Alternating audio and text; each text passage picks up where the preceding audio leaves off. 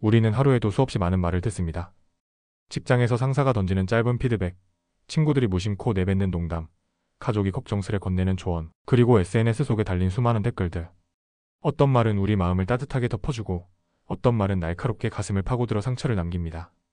그런데 이상한 점이 있습니다. 10명이 수고했어, 정말 멋졌어 라고 말해도 단 한 명이 내가 한 건 좀 별로야 라고 하면 우리의 마음은 그 한마디에 붙잡혀 괴로워합니다. 한 직장인의 사례를 떠올려 봅시다. 그는 중요한 프로젝트 발표를 무사히 마쳤습니다. 동료 대부분이 칭찬을 아끼지 않았고 상사도 이번 결과는 탁월하다고 평가했습니다. 하지만 회의가 끝날 무렵 한 선배가 던진 말이 문제였습니다. 준비가 좀 부족하지 않았나? 그 순간부터 그의 머릿속은 온통 그 말로 가득 차버렸습니다. 칭찬은 모두 사라지고 단 한마디 비난만 남아 밤새도록 마음을 괴롭혔습니다. 가정에서도 마찬가지입니다. 어떤 아이가 부모에게 시험에서 좋은 성적을 받았다고 자랑합니다. 부모는 수고했어, 열심히 했구나라고 칭찬합니다. 그러나 덧붙인 한마디, 다음에는 좀 더 잘해보자가 아이의 마음에는 비난처럼 새겨집니다. 칭찬의 따뜻함은 희미해지고 마지막에 아쉬움만 선명하게 남아 아이를 무겁게 합니다. SNS에서도 우리는 같은 경험을 합니다. 수십 개의 좋아요와 응원 댓글이 달려도 단 한 줄의 악플이 우리의 기분을 망쳐버립니다. 네가 무슨 자격으로 이런 걸 말하냐? 라는 댓글 하나에 우리는 분노하고 억울해하고 자존심이 흔들립니다. 왜 그럴까요? 왜 우리는 칭찬보다 비난에 더 크게 흔들릴까요? 이는 단순히 멘탈이 약해서가 아닙니다. 뇌과학, 심리학, 철학 모두가 인간이 본능적으로 비난에 민감할 수밖에 없다고 설명합니다. 오늘은 이 세 가지 관점을 통해 그 이유를 탐구해보고 마지막에는 우리가 어떻게 하면 비난에 덜 흔들리고 자기 중심을 지킬 수 있는지 구체적인 해답을 함께 찾아보겠습니다. 우리가 비난에 크게 흔들리는 가장 근본적인 이유는 뇌의 생존 본능 때문입니다. 인간의 뇌는 긍정적 사건보다 부정적 사건에 더 민감하게 반응하고 더 오래 기억하는 성향을 가지고 있습니다. 이를 심리학에서는 부정성 편향이라고 부릅니다. 하버드 대학의 심리학자 로이 바우마이스터는 좋음은 나쁨을 이기기 어렵다. 구드 이즈 스트롱어 댄 배드라는 유명한 논문에서 인간이 긍정적 경험보다 부정적 경험에 훨씬 더 큰 영향을 받는다고 설명했습니다.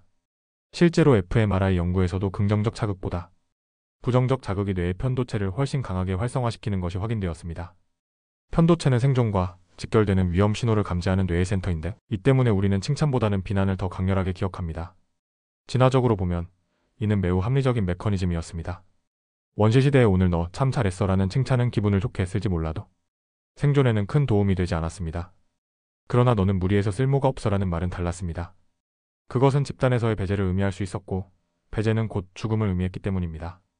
따라서 우리의 뇌는 칭찬보다는 비난에 훨씬 민감하도록 발달한 것입니다. 예를 들어 사냥터에서 너는 활을 잘 쏜다라는 칭찬보다 너는 소리를 너무 많이 낸다라는 지적이 훨씬 더 중요했습니다. 후자의 비난은 집단 전체의 생존을 위협하는 문제였기 때문에 반드시 기억하고 행동을 교정해야 했습니다. 그렇게 수십만 년을 진화해온 결과 우리의 뇌는 오늘날에도 여전히 부정적 피드백에 과도하게 반응하도록 남아있는 것입니다. 현대사회에서도 이 본능은 여전히 작동합니다. 상사의 짧은 지적, 온라인에 달린 한 줄의 악플, 가족의 무심한 말 한마디가 마음속에 오래도록 남는 이유가 여기에 있습니다. 우리의 뇌는 그것을 단순한 의견이 아니라 여전히 생존에 관련된 위험 신호로 착각하는 것이죠. 그래서 10번의 칭찬이 있어도 단 한 번의 비난이 모든 기억을 덮어버리는 것입니다. 두 번째 이유는 심리학적 요인에서 찾을 수 있습니다.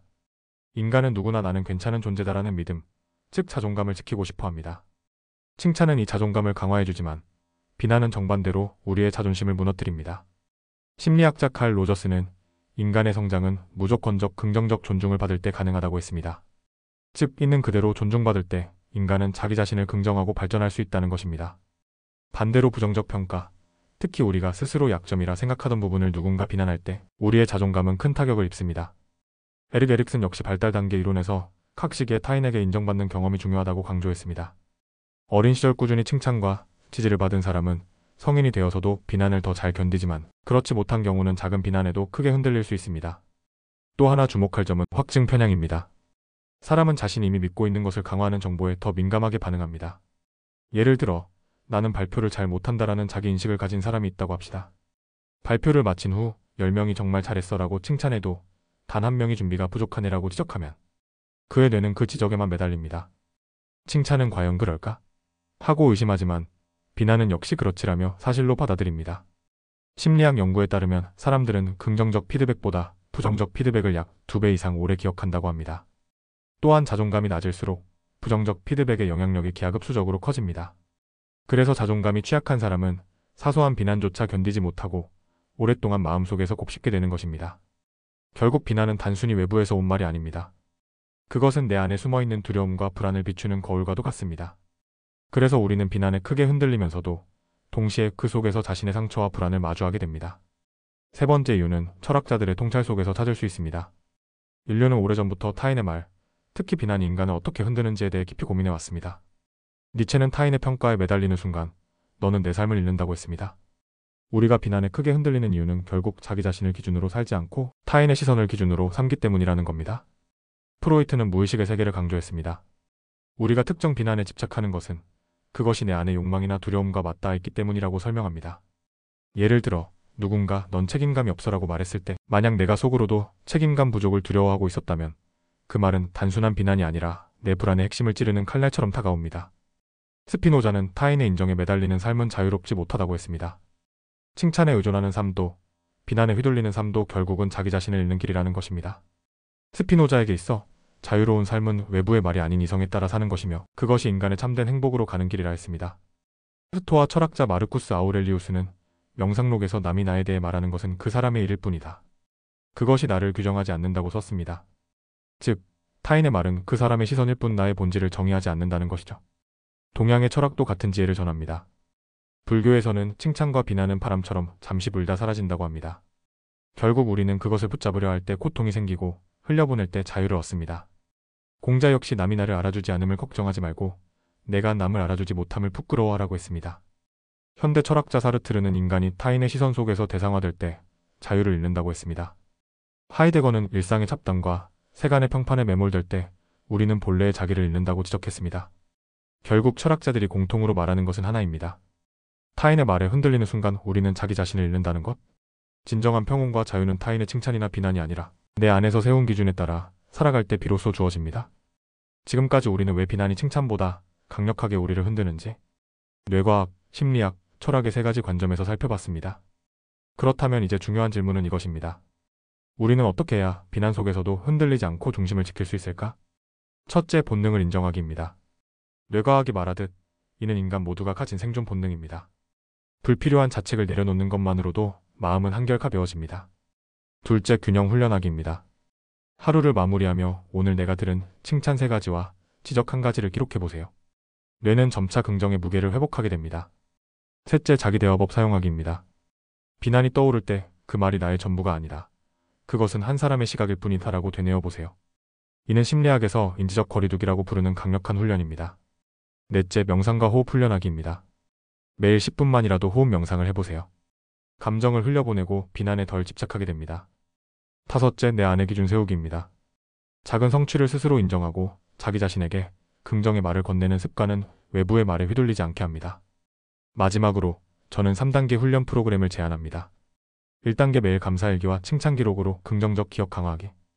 2단계 비난을 받았을 때 즉시 자기 대화법으로 그것은 나의 전부가 아니다 라고 선언하기. 3단계 주 3회 이상 명상이나 산책으로 감정을 흘려보내는 습관 들이기. 이 과정을 꾸준히 실천한다면 우리는 더 이상 칭찬과 비난에 휘둘리지 않고 자기 삶의 주인이 될 수 있습니다. 오늘 우리는 왜 칭찬보다 비난에 더 크게 흔들리는지를 살펴보았습니다. 뇌과학은 부정성 편향을, 심리학은 자존감의 취약성을, 철학은 타인의 말에 매달리는 삶의 한계를 보여주었습니다. 우리는 비난 앞에서 쉽게 흔들리지만 동시에 그것을 넘어설 지혜도 함께 가지고 있습니다. 이제 질문을 드려보고 싶습니다. 첫째, 최근 여러분 마음에 오래 남은 비난의 말은 무엇인가요? 둘째, 그 비난을 어떻게 극복하셨나요? 혹은 아직도 마음속에 남아있나요? 셋째, 앞으로 칭찬과 비난 속에서 스스로의 중심을 지키기 위해 어떤 방법을 시도해보고 싶으신가요? 여러분의 경험을 댓글로 나눠주세요. 여러분의 이야기는 누군가에게 큰 위로와 용기가 될 수 있습니다. 이 영상이 도움이 되셨다면 구독과 좋아요, 알림 설정 부탁드립니다. 현자의 서재는 앞으로도 삶의 본질을 탐구하며 혼란스러운 시대 속에서도 단단히 설 수 있는 지혜를 전해드리겠습니다. 타인의 말에 휘둘리지 않고 스스로의 삶을 주도하는 것, 그것이 진정한 자유의 시작입니다. 오늘도 함께 해주셔서 감사합니다.